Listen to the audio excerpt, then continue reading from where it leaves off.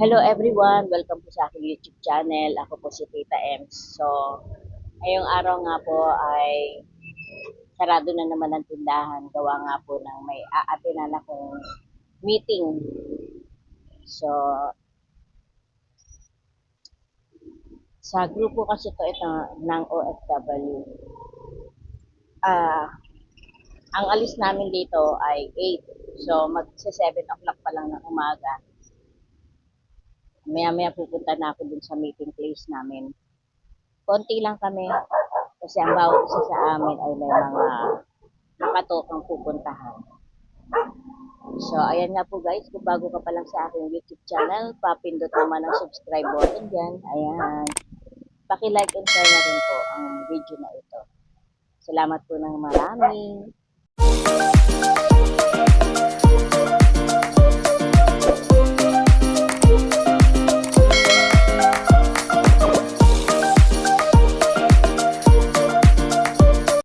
So, ayan na nga po guys, nasa van na nga po kami. At 13 kami lahat. Kasama na dito yung driver.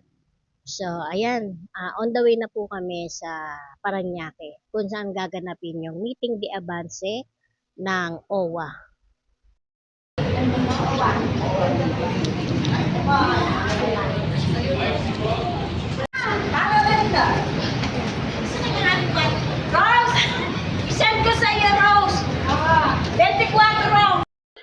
So, ayan nga po guys, no, nakarating na kami ngayon dito sa OWA office. Konti lang ang imbitado sa meeting na ito. Mostly mga leaders lang yung parang in-invite dito ng bawat lugar. Katulad namin, Pasig, kaya actually napasama lang ako rito. So, ngayon, eto, hindi pa nagsisimula yung meeting, pero may palibre na silang pa-lunch. Katulad na lang dito. Hindi ko alam kung anong laman niya. Carbonara, tsaka filet. So, may pakape rin sila rito, libre.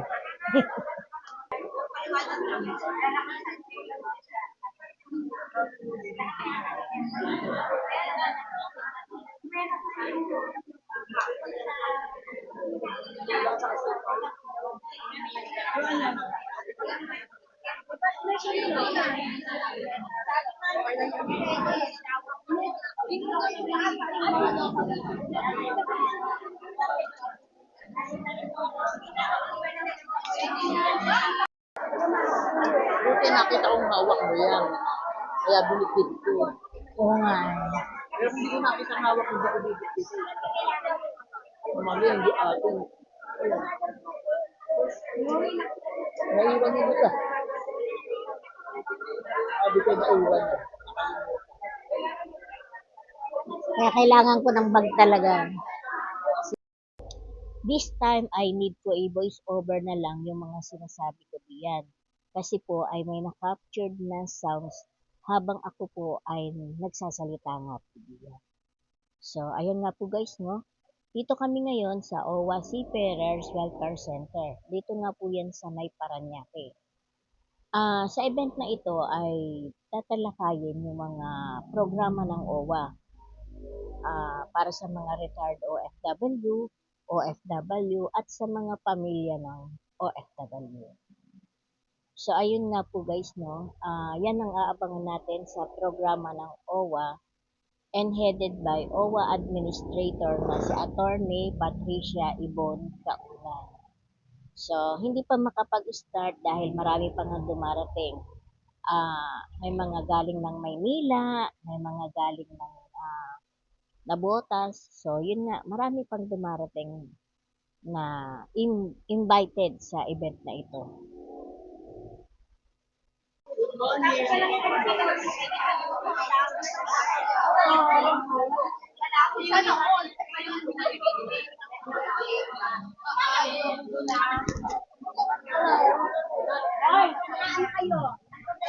Video.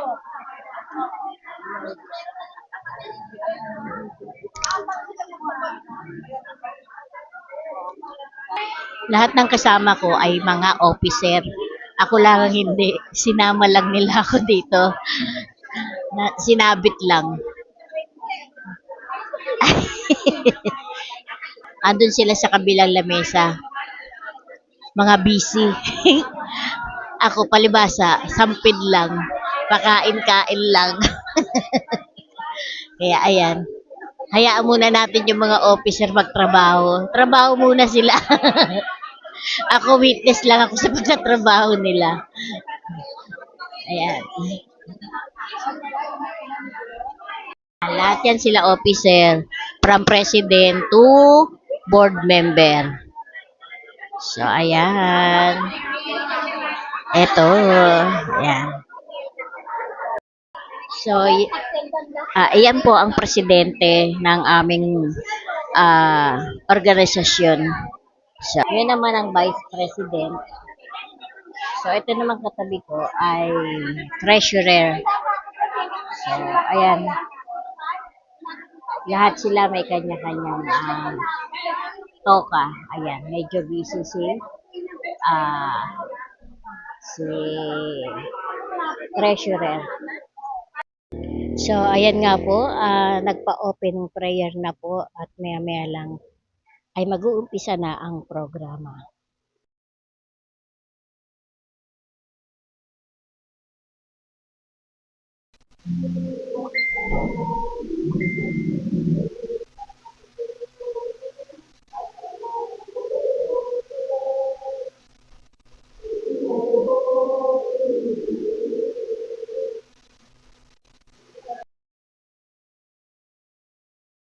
Bilang administrator, pag may pumapanaw tayong kababayan at hindi mabigay ng OWA ang buong benepisyo dahil po siya po ay hindi nakapag-renew. Isa nga ako naisip ko, hindi lang ako makukuha. Diba? Pero yun kasi ang batas. Parang tayo sa SSS, di ba? Pag hindi ka naguhulog, hindi mo rin makukuha ang buong benepisyo. So, napakasakit yung sa amin yun, na hindi mabibigay yung buong benepisyo dahil talin rin ang aming kamay sa kung anong naaayon sa batas. And ayaw niyo po, at dapat hindi kayo papayag na ang pondo ng OWA isang tao lang ang mag-isip kung anong gagawin. Dapat po yan nasa batas at naaayon sa mandato ng OWA. Kaya ho, pinupuntahan talaga natin ang ating mga miyembro. Sinisigurado na sila po ay magiging miyembro ng OWA mare-renew. Alam nyo, sa ating pong pag-iikot since a year ago, no, maging 100,000 na yung napupuntahan natin mga kababayan na bibigyan ng servisyo. Pero, gusto ko rin i-report sa inyo na mula nung pumasok ako hanggang ngayon po, 2.7 million na ang active members ng OWA. At ang aming layunin sa OWA, matapos ang taon na for the first time sa 44 years history ng OWA, umabot ng 3 milyon ang aktibong miyembro ng OWA. Konti na lang po. Ngunit, hindi naman namin mapupuntahan ang lahat. Tama? Kahit na ikutin namin magpagod-pagod. Alam niyo, napaka-init na sa Europa, may heat wave po doon. Na pinakamusta ko si Dirmate. No? Mainit po talaga doon ngayon. Kaya ho kami nag-unsad, at sana ho bilang mga leaders, ako din nakikiusap, ipagkalat natin ito.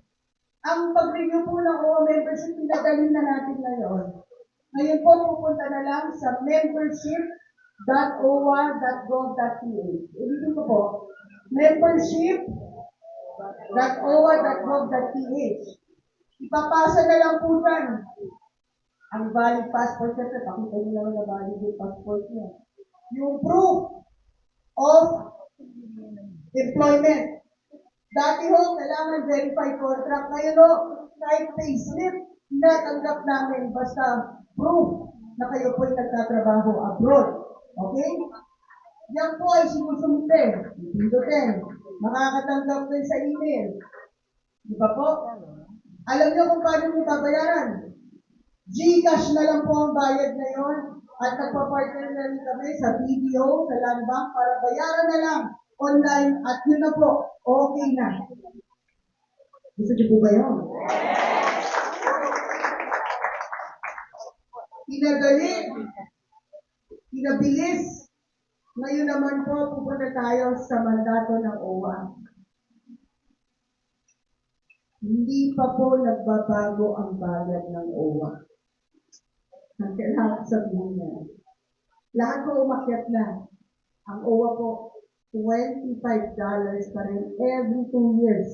Alam niyo po sa isang buwan, wala pa pong 60 pesos ang bayad sa OWA.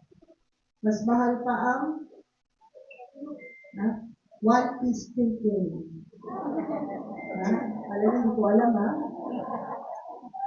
Hindi po nag-akyat. Dumami ng dumami ang mga pasilidad. Okay po ba sa inyo yung Federal Welfare Center natin? Alam niyo bakit yung sirena dyan?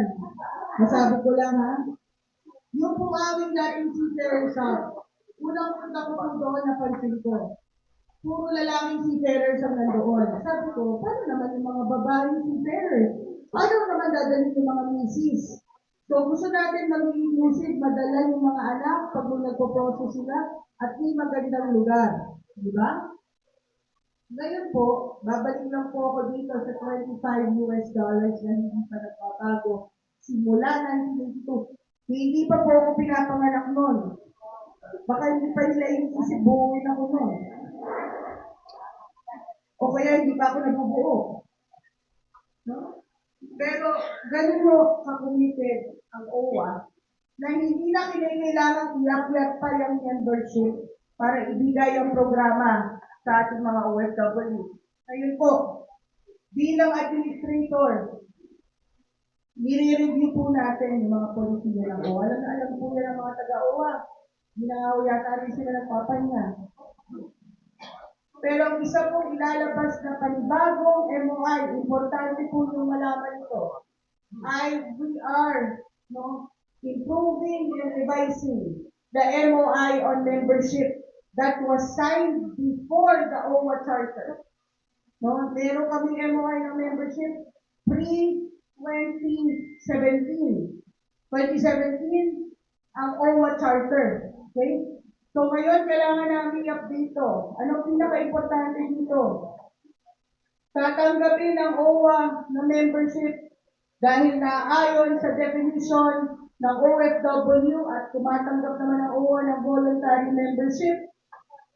Basta hindi citizen ng ibang bansa. Ibang usapan na yun. Hindi ka na Pilipino noon. Kahit nagtatagalog ka. Kahit na permanent resident, basta may proof of employment, tatanggapin na ng OWA bilang miyembro.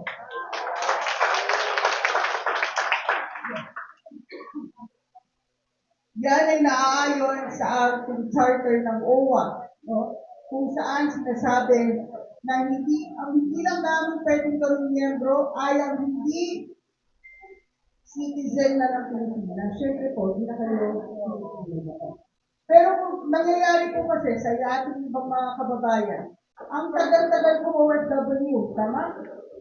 Biglang magiging PR na doon. Pero nagtatrabaho pa rin. Dapat po ba bitawan ng OWA yung mandato? Hindi. Dapat ituloy, protektahan ang ating mga kababayan.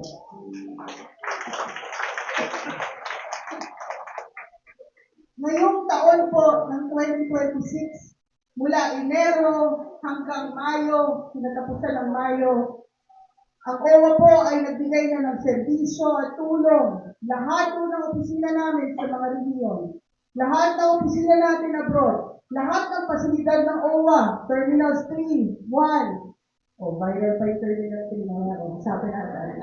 Si Federal Welfare Center ngayon sa Cebu International Airport, nakapagbigay na po kami ng serbisyo sa 2.1 million na OFW sa kanilang pamilya. Kasama dyan ang mahigit kumulang 100,000 ni-repatriate ng OWA. sa tulong ng ating pong ERF, Emergency Repatriation Fund. Whether emergency yan or regular repatriation, tinutulungan ng OWA ang makauwi. Ibig sabihin po niyan, mga kababayan, araw-araw, kasama niyo ang OWA, araw-araw, halos sa isang araw, 14,000 na OFW at kanyang pamilya ang tinutulungan natin sa OWA. Diyan mo napupunta ang kontribusyon ninyo at ang pondo na nilalaan sa atin ng Kongreso para sa ating mga kababayan.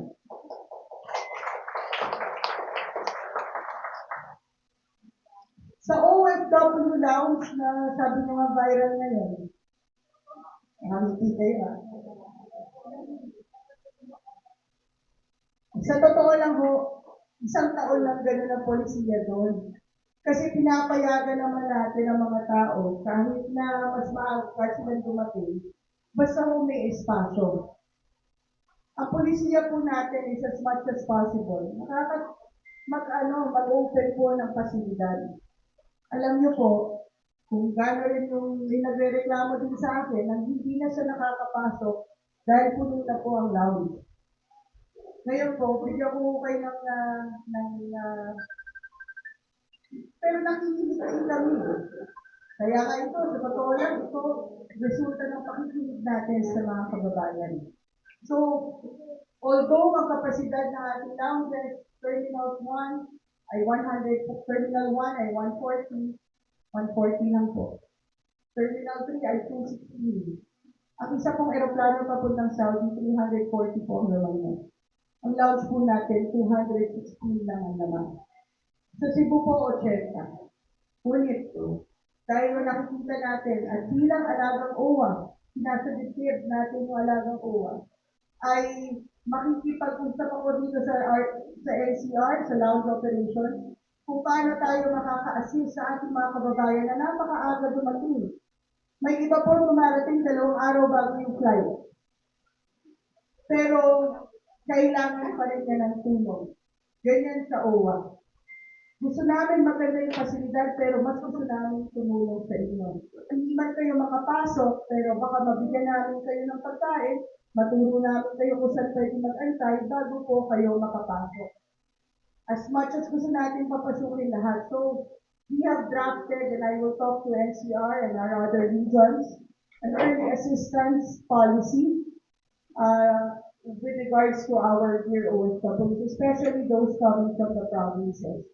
So, tuloy-tuloy lang po tayo sa paghulma ng mas may puso ng mga polisiya. Pero hindi ho bago yung polisiya na yun. Matagal na ho yun. Isang taon na dahil nung nakaraan, ang nireklamo sa atin ay yung lounge down, medyo madumi na, yung lounge, ganito, ganyan. So, inaayos natin para lahat po magkaroon ng oportunidad makagamit ng yan. So, sa awa po ng Diyos, 2 milyon na po na OFW sa nakagamit ng ating mga iba't ibang mga OFW lounges. At ang balita ko, pinakamasarap ang arostado sa lounge ng OWA. Alam ko, nandito kayo, aside dito sa mga, by the way, inanunsyo ko na rin, ang magiging pang-apat na international lounge ng OWA. Siyempre, pupunta naman tayo sa Region 3, sa Clark International Airport. Gusto nyo ba yun? At, huwag natin kakalimutan, at hindi natin kinakalimutan ang mga kapatid natin sa Mindanao, inaasahan natin ang Davao International Airport, no? Ay doon din tayo magkaroon ng ganitong lounge. So, aside from the lounges, nakita ko na nababalitaan ninyo na meron tayong mga centers abroad. Diba po? Saan po ang centers abroad ng OWA? Kailangan yata may pa-premyo. Hong Kong. Saan pa po? 2 pa. Dubai. Seoul. Taipei. Pangatlo. Malapit sa atin, malapit sa Pilipinas. Kuala Lumpur. Ito pong centers natin sa Hong Kong, sa Taipei, sa Kuala Lumpur. Aside sa, meron siyang, of course, meron tayong mga lawyers doon, no? Meron tayong retained health professional din, doktor din doon. Meron tayo doon din ginagawa mga community engagement activities. Ang pinaka-importante sa lahat, ayun ay nagiging sentro ng mga training. Libreng training para sa ating mga kababayan. Pero, hindi basta-basta training ito. Noong June 7, alam niyo po yan, magkakasama tayo sa SMX, ngunit pinilaan ko lumipad papuntang Hong Kong. Dahil pinirmahan natin ang pinaka-natural na partner ng OWA, ang TESDA. Bakit ko sinasabing pinaka-natural? Noong 70s po, nung hindi pa ako pinapanganak, welfare and training fund. Magkasama yan para sa ating mga kababayan. Ang ibig sabihin po niyan ay gagawin natin ang OWA na accredited na rin na training sa assessment center na libre para sa ating mga OFW. Bago pa sila bumalik sa Pilipinas, meron na silang NC2. So yung kanilang pag-day off na nagte-training sila ng linggo, di ba? Okay, parang wala na ako magawa, day off ko, mag-training ako. Ang mangyari po yan, dala-dalhin natin ang assessment. So, pag pumasa po sila at kung June 7, I think 85% ng mga sumali ay pumasa. After matrain sa OWA, sila ay graduate at sila po ay may NC2 na. Ang maganda po niyan, sa Kuala Lumpur, lima-lima pong klaseng iba't ibang training ang merong binibigay ang OWA. May cooking, baking, kung ano-ano po, no? Alam niyo mo, halos 100% ang passing rate ng mga tinrain ng OWA na may NC2 na. Ngayon, ang tanong dyan, paano naman sa mga centers na walang center pa ang, ay sa areas na wala pang center ang OWA? Number 1 dyan ay sa Saudi Arabia. Tayo po ay magkakaroon ng welfare and training caravan doon.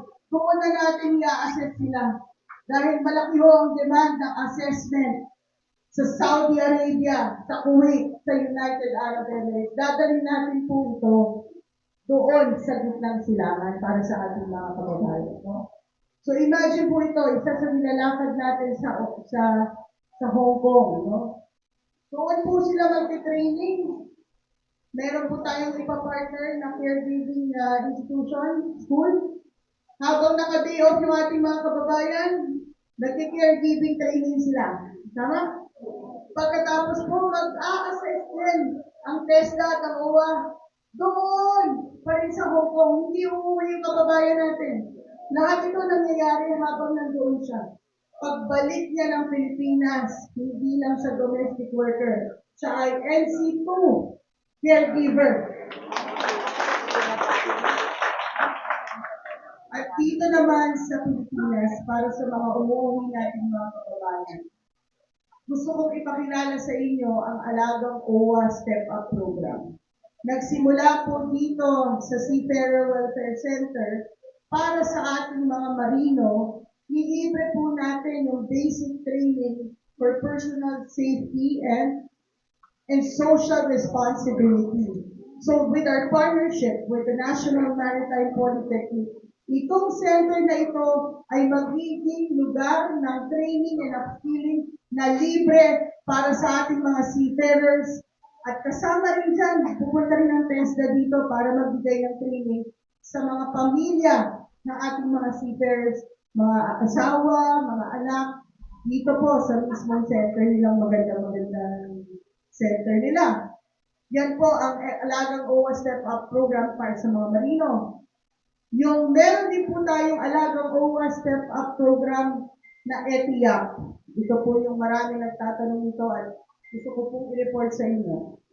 Alam niyo po ba, mula nung ating nilunsad ang partnership sa CHED, 500 plus na OFW ang siyang sumubok na pumasok sa ETIA program. Ano ang ETIA program? Ilang dekada na, alam nyo, ang OWA nagbibigay ng scholars sa anak ng OFW. Ilan na ba ang napatapos ng OWA kasama ninyo ng mga OFW na mga anak ng OFW? Libo-libo na siguro. Ha? May mga judge na, may mga doktor, abogado, at kung ano architect, engineer. Panahon na. Last year, dineklara ko, ngayon, gagawin na. Panahon na na gawing scholar din ng OWA ang mismong OFW na hindi nakatapos under the ETIA program. Dinamdaan na po ang sumubok para sa pilot natin.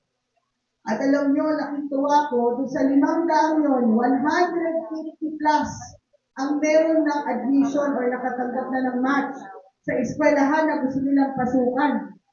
Okay? Alam niyo ang mga kurso, engineering, secondary education, accountancy, nursing, at kung ano-ano pa. Sa tulong po ninyo, ay magkakaroon na tayo ng mga OFWs na magpapatapos sa kanilang pag-aaral. Lagi ko naman yung sinasabi sa inyo, alam ko yung pangarap ninyo sa anak ninyo, pero huwag niyo rin nung kakalimutan ang mga sarili ninyo. At marami tayong mga kababayan, especially, again, sa Middle East, nagtatrabaho ng ilang dekada sa engineering company, pero hindi engineering graduate, kaya hindi ma-promote. Chance na po ito. Alam niyo ba, yung kanilang experience dun sa engineering company ng ilang dekada, i-credit ng check. So, imbis na 4 na taon ng engineering course, 2 taon na lang.